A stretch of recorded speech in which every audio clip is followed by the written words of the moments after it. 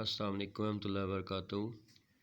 ये जो हमारा आज का टॉपिक है वो है क्रैमर रूल्स और मैट्रिक्स इन्वर्जन मेथड। इसमें मैंने एक रकम जो सी है वो चूज़ की है जो कि आपकी 9th क्लास की बुक के अंदर 1.6 का पहला क्वेश्चन है। 2x - 2y = 4, 3x + 2y = 6। ये जो सी फॉर्म है ये आपकी इक्वेशन फॉर्म है, यानी ये इक्वेशन की शक्ल में है। जब आप इसको मैट्रिक्स की फॉर्म में लिखेंगे तो जो x के साथ कोएफिशिएंट है ना वो आप ले लेंगे सारे, x और y के साथ। x के साथ 2 है वो आपने लिख लिया, y के साथ 2 - 2 है वो आपने लिख लिया, दूसरी इक्वेशन में x के साथ 3 है वो आपने लिख लिया, y के साथ 2 है वो आपने लिख लिया। तो ये इस तरह से 2x - 2y की जगह पे 2 - 2 लिख लिया और 3 और 2 लिख लिया, साथ ब्रैकेट में x और y ऊपर नीचे लिख लिए। अब अगर गौर करें कि अगर इसको हम वापस इस फॉर्म में लाना चाहें तो बड़े आसानी से हो सकता है। आपको पता है कि जब मल्टीप्लाई करते हैं किसी चीज़ को तो रो जो सी होती है उसको कॉलम से मल्टीप्लाई करते हैं। तो ये रो है और ये कॉलम है, तो 2x - 2y, तो ज़रा गौर करें कि मैंने 2x - 2y ही वहाँ ऊपर लिखा हुआ है। तो इस तरह से 2 को x से और 2 - 2 को y से मल्टीप्लाई कर दिया। दूसरी रो को देखें, 3x + 2y, 3x + 2y। अब = 4 और 6 जो सा था ना ये आपने = लिख के तो ऊपर 4 और नीचे 6 लिख दिया। ये देखें, इसको आपने a कह दिया, इसको आपने a कह दिया, इसको आपने x कह दिया और इसको आपने b कह दिया। तो ये जो सा a अगर उठा के आप इधर ले आते हैं तो a के ऊपर +1 है पावर, इधर आके वो -1 हो जाएगी, तो a इन्वर्स b बन जाएगा। अब हमारे पास जो सा ये शक्ल आई है x = a इन्वर्स b, ये असल में हम निकालेंगे जब कीमत इसकी तो ये होगा मैट्रिक्स इन्वर्जन मेथड। अब देखें, सबसे पहले हमारे पास a इन्वर्स है, a इन्वर्स निकालना है हमने, और a इन्वर्स का फार्मूला जो सा होता है वो होता है adjoint of a over a mod या a डिटर्मिनेंट। अब हमने देखना ये है कि इनमें से कौन सी चीज़ पहले निकालें कि हमारा काम आसान हो जाए। तो हम पहले डिटर्मिनेंट निकालेंगे। उसकी क्या वजह है? उसकी वजह ये कि अगर तो ये डिटर्मिनेंट ज़ीरो आ गया फिर हम प्रोसीड नहीं कर सकेंगे।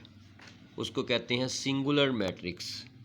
जो ज़ीरो आ जाता है अगर डिटर्मिनेंट किसी चीज़ का, उसको कहते हैं सिंगुलर मैट्रिक्स। अगर वो ज़ीरो नहीं आएगा तो फिर हम a इन्वर्स निकाल सकते हैं। अगर नीचे ज़ीरो आ जाए तो आपको पता है मैथ की रूल से ये पूरे का पूरा फैक्टर जो सा a इन्वर्स वो इन्फिनिटी बन जाएगा। इन्फिनिटी हम कहते हैं कि कोई चीज़ कोई वैल्यू नहीं होती वो, यानी उसको हम नहीं निकाल सकते। तो इसलिए हम पहले a डिटर्मिनेंट निकालेंगे। तो a हमने ये वेक्टर ले लिया क्योंकि इसको हमने a कहा है, तो वो हमने यहाँ पे लिख लिया 2 - 2 3 2। अब a डिटर्मिनेंट के लिए हमें लाइनें सीधी करनी पड़ती हैं, यानी कि मैट्रिक्स को डिटर्मिनेंट में बनाना पड़ता है, इसलिए इन लाइनों को सीधा कर देते हैं हम। देखें, आपने देख रहे होंगे ये मैट्रिक्स फॉर्म में है लेकिन ये जो सा है ये डिटर्मिनेंट की फॉर्म में आ गया है। अब डिटर्मिनेंट कैसे निकालते होते हैं? डायगनल्स को मल्टीप्लाई करते होते हैं। ये फर्स्ट डायगनल कहलाता है और ये सेकंड डायगनल कहलाता है। ये फर्स्ट डायगनल जो सा है 2 × 2 कर दिया मैंने, माइनस जो सा है ये फार्मूले में आता होता है डिटर्मिनेंट के दरमियान में, और 3 × -2 या 2 - 2 × 3। तो जो आप करना चाहते हैं वो कर सकते हैं। तो इस तरह से 2 × 2 हो गया 4, माइनस माइनस जो सा प्लस हो जाएगा, 3 2 6 हो गया, तो 10 आपके पास आ गया। तो is not equal to zero, determinant zero के बराबर नहीं आया। इसका मतलब ये है कि ये नॉन सिंगुलर मैट्रिक्स है। सो a इन्वर्स इज़ पॉसिबल, इसलिए a इन्वर्स जो सा है यानी ये जो सा है ये पॉसिबल है। अब a डिटर्मिनेंट तो आ गया आपके पास, एडजॉइंट ऑफ a आपने निकालना है, इसलिए आप क्या करते हैं कि जो सा ये a मैट्रिक्स है इसका एडजॉइंट निकालेंगे। एडजॉइंट निकालने का तरीका ये होता है कि इस मैट्रिक्स में जो सी फर्स्ट जो सा आपका होता है डायगोनल होता है, इनकी पोजीशन चेंज कर देते हैं, और जो सेकंड डायगोनल होता है इसके साइन चेंज कर देते हैं। मैं दोबारा बता देता हूँ कि फ़र्स्ट डायगोनल जो सा होगा इसकी ये पोजीशन चेंज कर देंगे, सेकंड डायगोनल के साइन चेंज कर देंगे। तो यहाँ पे तो फर्स्ट डायगोनल 2 2 है, हमें पोजीशन चेंज भी करेंगे तो पता नहीं लगेगा, लेकिन कोई और सवाल आप करेंगे अगर 2 और यहाँ पे 3 होगा तो ये 3 2 हो जाएगा। तो यहाँ पे मैंने देखा जॉइंट लिया है 2 2 और इस 2 का माइनस साइन था तो प्लस कर दिया, इस 3 का माइनस साइन था तो प्लस साइन था माइनस कर दिया। तो ये हमारे पास जॉइंट आ गया। अब हम ए इनवर्स निकालते हैं। A inverse is equal to adjoint of A over A mod. Adjoint A जो सा हम ये निकाल चुके हैं वो हमने लिख दिया। ए डिटर्मिनेंट जो सा वो 10 निकाला हुआ है, ये ऊपर देखे निकाला हुआ वो हमने नीचे लिख दिया। और इस शक्ल को हम इस तरह भी लिख सकते हैं, यानी कि 1/10, यानी 10 को बाहर निकाल दिया, 1/10 और डिटर्मिनेंट साथ लिख दिया। अब इसका फ़ायदा ये होगा कि ये अगर हम 10 से सबको डिवाइड कर देते तो ये फ्रैक्शन की फॉर्म में चल जाता, उससे आपको मल्टीप्लाई करने में मुश्किल पेश आनी थी बी से। लेकिन इस तरह से आप लिखेंगे तो ए इनवर्स बी अब हमने निकालना। देखें ऊपर फार्मूले में मैंने आपको x is equal to A inverse B लिखवाया था। ए इनवर्स तो निकल आया, अब बी के साथ उसको मल्टीप्लाई करना है। तो हम इस तरीके से इसके अंदर बी के साथ इसको मल्टीप्लाई कर देंगे, यानी ए इनवर्स ये हो गया जो ये लिखा था आपने। अब बी जो सा आपके पास 4 और 6 है, जो आपने ये ऊपर लिखा 4 और 6 बी, तो इसलिए 4 और 6 जो सा है ये बी की जगह पे रख दिया हमने यहाँ पे। अब इनको मल्टीप्लाई करेंगे तो मैंने आपको बताया था कि जो रो होती है उसको कॉलम से मल्टीप्लाई करते हैं। First row column, second row column.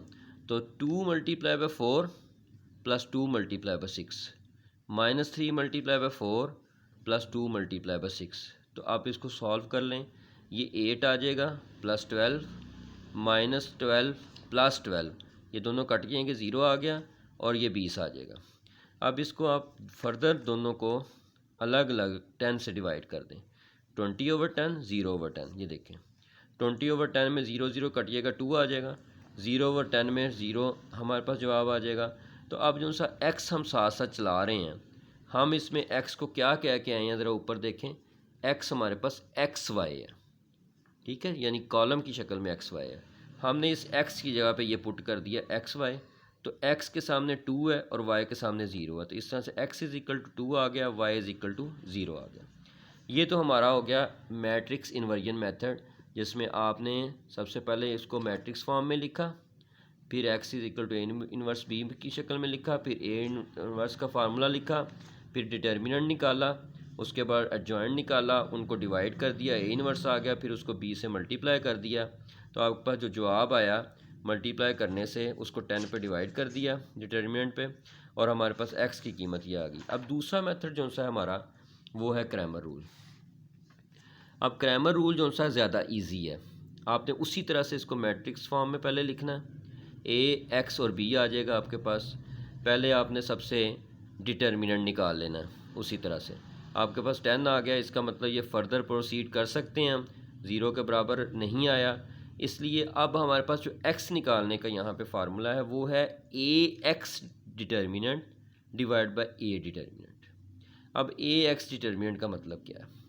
मतलब ये है कि जो ए मैट्रिक्स है ना, उसमें जो फर्स्ट कॉलम है ना, फर्स्ट कॉलम वो हमने बी के साथ चेंज कर देना, जो 4 6 है। ये देखें जो 4 6 है मैंने 2 3 हटा के तो 4 6 लिख दिया, देख लें, और दूसरा जो सा कॉलम है उन्होंने वैसे ही लिख दिया, और फिर इसका डिटर्मिनेंट ले लिया 4 2 8 माइनस फार्मूले वाला माइनस 2 मल्टीप्लाई बाय 6, ये देख लें, या 6 मल्टीप्लाई माइनस 2, तो ये आ गया 4 2 8 माइनस माइनस प्लस हो जाएगा 12, दोनों को प्लस करें 20/10, तो आपके पास 2 जवाब आ गया। यानी कि ऊपर भी डिटर्मिनेंट लेना है, नीचे भी डिटर्मिनेंट लेना है, लेकिन ऊपर जो डिटर्मिनेंट है वो x के अंदर जब आपने लेना है तो फर्स्ट कॉलम चेंज करना है b के साथ, वो आपने चेंज करके तो उसको लेना है। और जब आपने y की कीमत लेनी है तो आपने जो सेकंड कॉलम है ना उसको चेंज करना है b के साथ।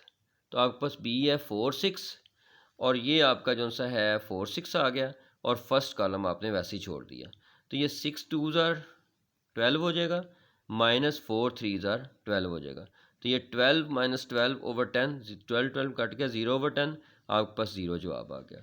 इस तरह से जब आपने x की कीमत लेनी है तो फर्स्ट कॉलम को चेंज कर देना b के साथ, और जब आपने y की कीमत लेनी है तो सेकंड कॉलम को चेंज कर देना b के साथ, और बाकी डिटर्मिनेंट दोनों के नीचे आएगा a का, ठीक है, जो आप 10 निकाल चुके हैं और इसका जवाब आ जाएगा। इस तरह से देखें, x का जवाब आपके पास 2 आया, y का जवाब आपके पास 0 आया।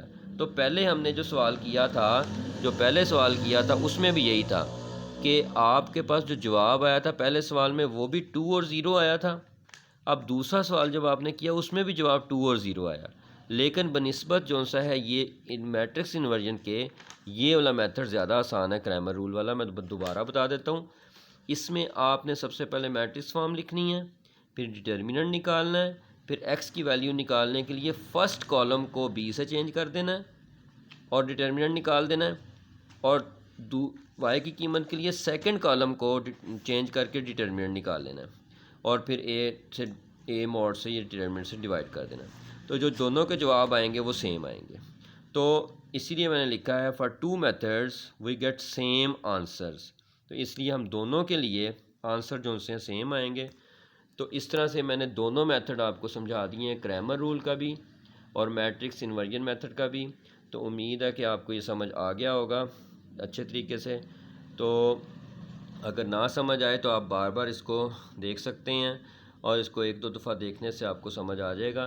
तो इस तरह से ये बहुत अहम जो उनसे 2 टॉपिक हैं जो कि आपके मैट्रिक्स के हैं वो मैंने आपको समझाए हैं आज, जिसमें मैंने आपको ये भी बता दिया डिटर्मिनेंट कैसे निकालते हैं, ये भी बता दिया मैट्रिक्स फॉर्म कैसे लिखते हैं, ये भी बता दिया आपको कि जो एडजॉइंट है वो कैसे निकालते हैं, ये भी बता दिया कि मल्टीप्लिकेशन कैसे करते हैं, ये भी बता दिया कि एक्स वाई की कीमत कैसे निकालनी है। इसी तरह से क्रैमर रूल का भी ये आपको बता दिया है कि किस तरह से कॉलम चेंज करने हैं, एक्स के लिए फ़र्स्ट कॉलम और वाई के लिए सेकंड कॉलम चेंज करना है और कीमत निकालनी है। तो उम्मीद है कि आपको समझ आ गई होगी। तो आप चैनल सब्सक्राइब भी किया करें, दूसरों को भी बताया करें, शेयर भी किया करें। अस्सलाम वालेकुम रहमतुल्लाहि व बरकातहू।